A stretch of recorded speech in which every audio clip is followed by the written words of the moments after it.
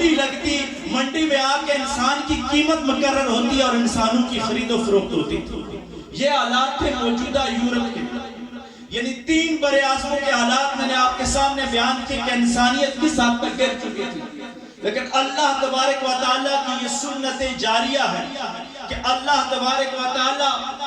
جب بھی جہاں بھی ظلم کی انتہا ہوتی ہے، جہاں بھی اندھیرے کا راج ہوتا ہے، تو اللہ تبارک و تعالیٰ کی یہ سنت جاریہ ہے، اللہ کا یہ طریق ہے کہ جہاں بھی روشنی کی ضرورت ہوتی ہے، اندھیرا زیادہ چھا جاتا ہے، تو پھر یاد رکھیے جب رات بہت تاریک ہو جاتی ہے، جب رات کی تاریکیاں بہت سیاہ ہو جاتی ہیں، تو پھر جو صبح نمودار ہوتی ہے وہ بڑی روشن ہوتی ہے۔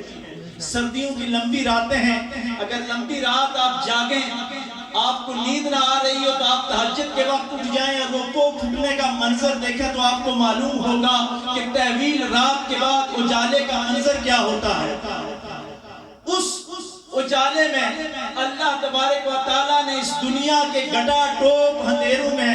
جس ہستی کو کائنات میں مبعوث فرمایا وہ میرے اور آپ کے آقا جناب محمد مصطفیٰ صلی اللہ علیہ وآلہ وسلم کی ذات ہے، جس کو کہا گیا کہ وَمَا أَرْسَلْنَاكَ إِلَّا رَحْمَةً لِلْعَالَمِينَ۔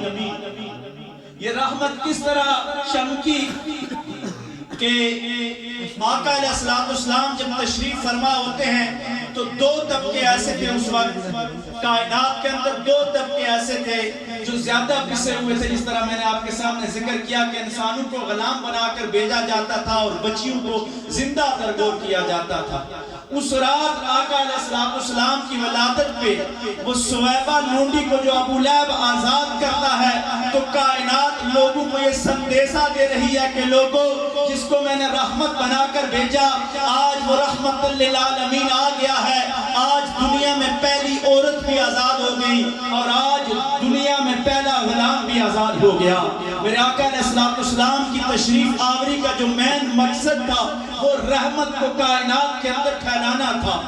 اور یہ رحمت صرف انسانوں پہ نہ رہی بلکہ چرند پرند نباتات جمادات جہاں جہاں تک بھی رب کی ربوبیت ہے وہاں تک اللہ تبارک و تعالیٰ نے حضور علیہ السلام کی رحمت کو رحمت للعالمین بنا کر بکھیر دیا۔ آئیے تھوڑے سے چند ایک ایسے واقعات جو آقا علیہ السلام کی اس رحمت بھری زندگی سے بیان کر کے رحمت کے مقاصد اور میلاد کے مقاصد